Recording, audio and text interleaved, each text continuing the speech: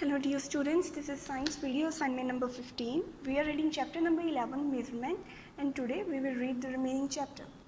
Measurement of time. हम time को कैसे measure कर सकते हैं?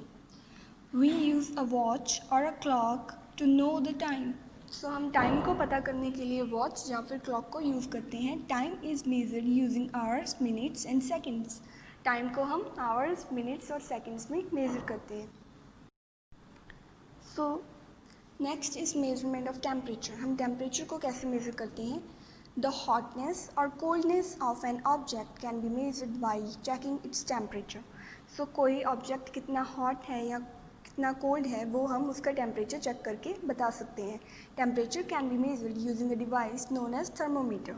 सो टेम्परेचर को चेक करने के लिए कि कितना टेम्परेचर है हम एक डिवाइस को यूज़ करते हैं और वो डिवाइस क्या है? Thermometer. The temperature can be measured on 3 scales: Celsius, kelvin and Fahrenheit. तो जो टेम्परेचर हम मेज़र करते हैं उनको 3 स्केल्स में, मतलब उसकी 3 यूनिट्स हो सकती हैं: सेल्सियस, केल्विन और Fahrenheit. Now please open today's written assignment. We will discuss short answer questions. So first question is, why was there a need to standardize the units of measurement? So units of measurement को standardize करने की क्या ज़रूरत थी? Answer is because a standard unit gives accurate measurement. So क्यों ज़रूरत पड़ी? क्योंकि जो स्टैंडर्ड यूनिट होती है वो बिल्कुल फिक्स होती है और उससे जो मेज़रमेंट की वैल्यू आती है वो बिल्कुल एक्यूरेट आती है, बिल्कुल सही आती है. Define cubit, stride, foot span and hand span. So सबसे पहले क्यूबिट.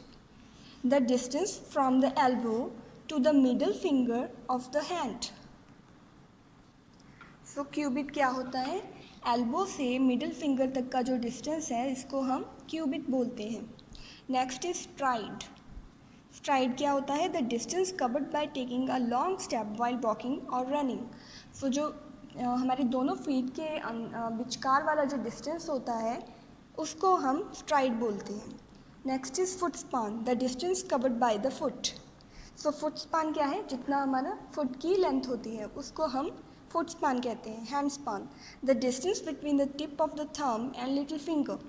सो हैंड स्पान क्या होता है? लिटिल फिंगर से थंब तक का जो डिस्टेंस होता है उसको हम हैंड स्पान कहते हैं. Third question is, write 2 things that can be use to measure length accurately. So length को मेज़र करने के लिए, एक्यूरेटली मेज़र करने के लिए 2 चीज़ें बतानी है. तो कौन कौन सी चीज़ें यूज़ करते हैं हम लेंथ को मेज़र करने के लिए? First is rulers and second is measuring rods. हम रूलर्स की हेल्प से भी लेंथ को मेज़र कर सकते हैं और मेजरिंग रॉड की हेल्प से भी लेंथ को मेज़र कर सकते हैं. Which is heavier, a football filled with air और a truck tyre filled with air. So खुद सोचो कि कौन सी चीज़ ज़्यादा हैवी होगी, एक फुटबॉल जिसमें हवा भरी हो या फिर एक ट्रक का बड़ा सा टायर जिसमें हवा भरी हो.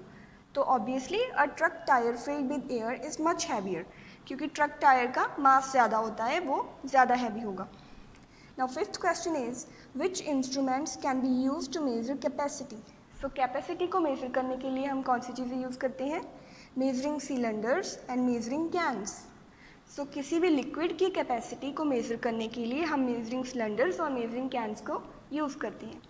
So that's all for today.